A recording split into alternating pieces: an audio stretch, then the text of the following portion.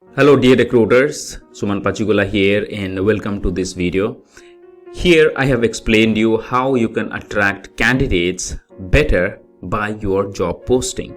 Because in candidate attraction or in our recruiters approach to the candidate, apart from your calling, apart from your connecting online, there is another way that you can attract is through posting your job, that people will come to you rather you go to the people, and you know that, right?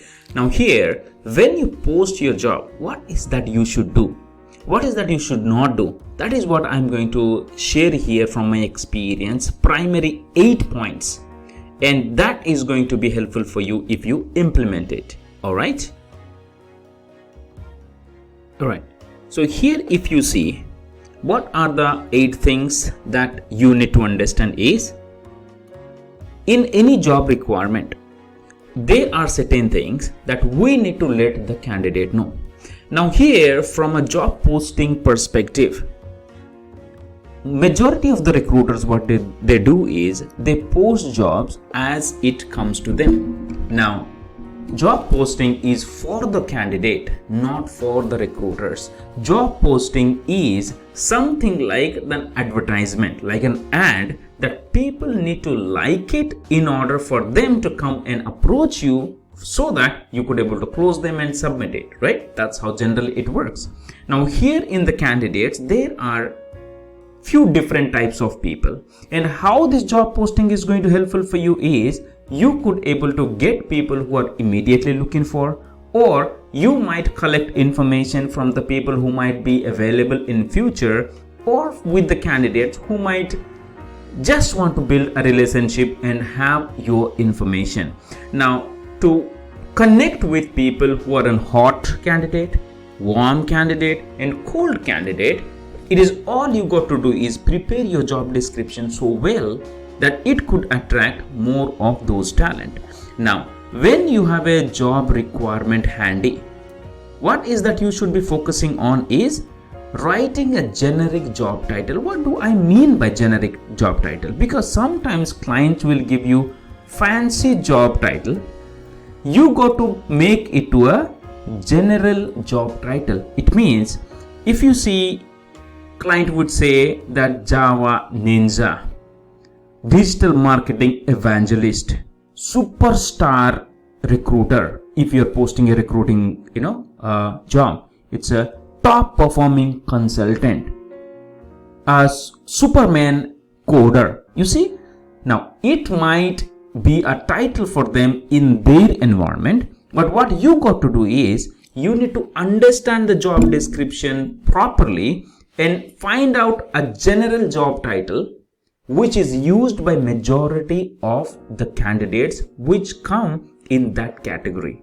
All right. Now here, if you're looking for Java evangelist, Java ninja or .NET superstar, whatever it is, right, the client may call, you might need to know, okay, is it a senior Java developer, it's a lead .NET developer, or what is that? So you got to need to change the job title according to the market, and people may understand it. Why? Because when people go to Google or when they go to the portal and they search it, they search in a very general manner, Java developer, .NET developer, so on and so forth. Now, if that they do not match, because it's all about keyword driven, right? Now, if their keyword doesn't match to your title, it will not show up.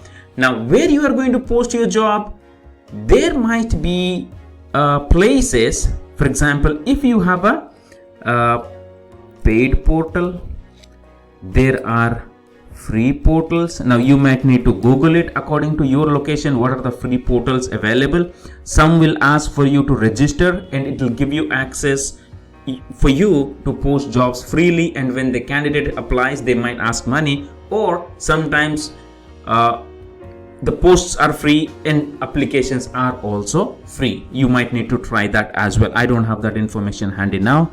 And job posting you could do in your LinkedIn and social media as well. So it's what all about posting the jobs. You could post in your portals, free portals, in LinkedIn and in social media all the way.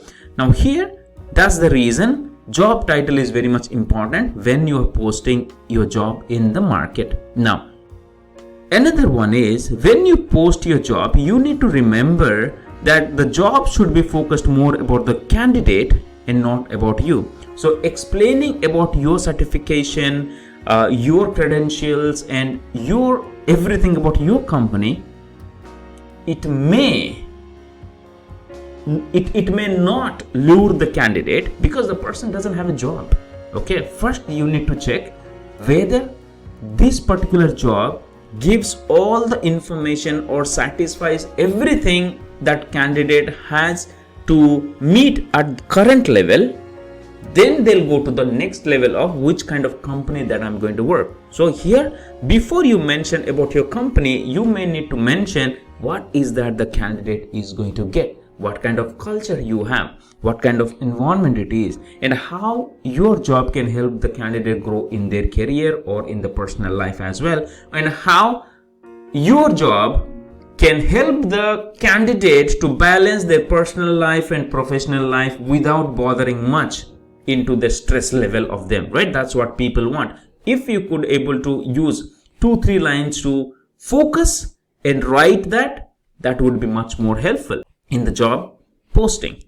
And definitely the salary range. So I'm not going according to the numbers, but I'm going to the importance of it, which is like you should do it in order to get more results. Okay, salary range, rate range. If you're working in India, if you're working in US, wherever you're working, and you have a salary range or pay range, it has seen that if any job that has a salary range, a minimum and a maximum, there is a high possibility that it will show that yes, it is a genuine position, and chances of applying people are high. That's what I'm meant to say. So always mention minimum to the maximum. Yes, as a recruiter, we know that companies do not want us to post salary because we want to hear it from the candidate, right? So that we do not know, and we really don't want to be in a situation that we are offering more. Okay, we could have negotiated less, but we have paid more.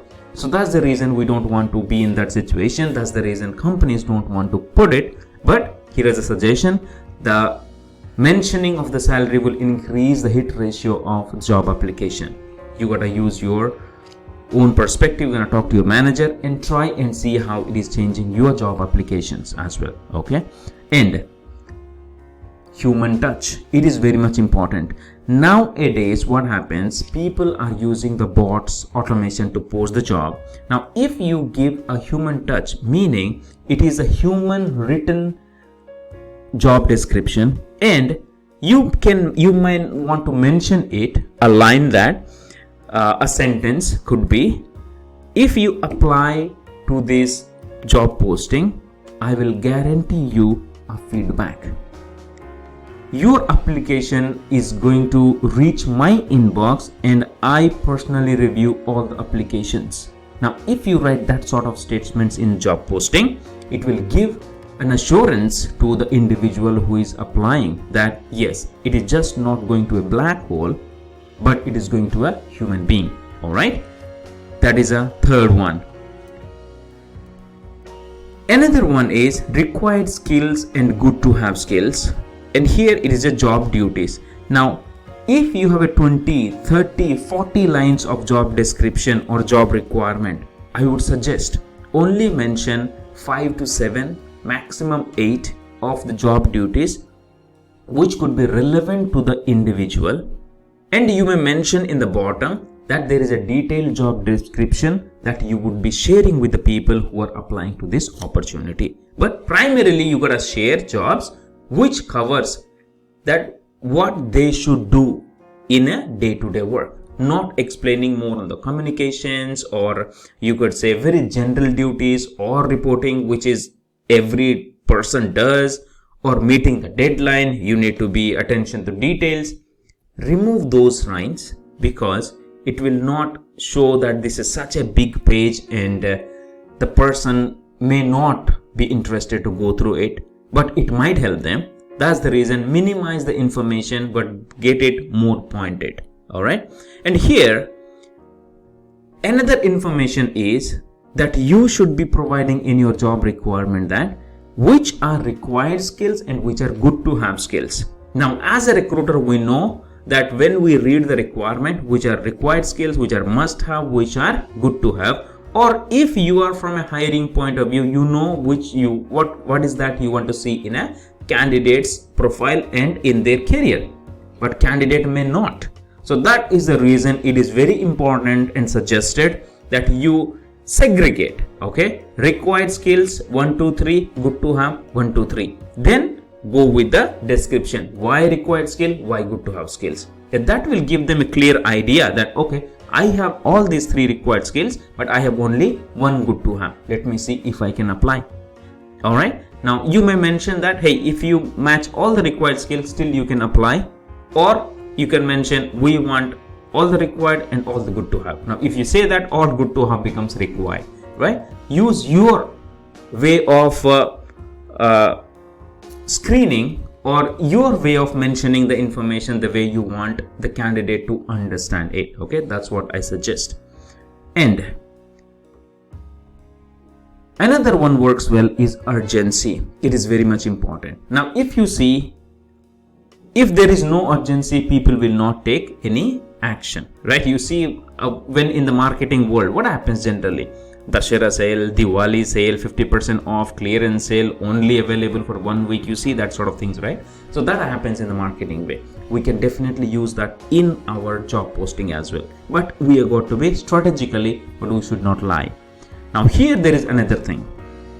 When you use urgency, you might need to check with your manager or the client that what is their plan of action, that what is that in their mind, that when they want to hire it, what is the deadline according to them. Now according to that, you can use your urgency statement in the job description, and that works very well.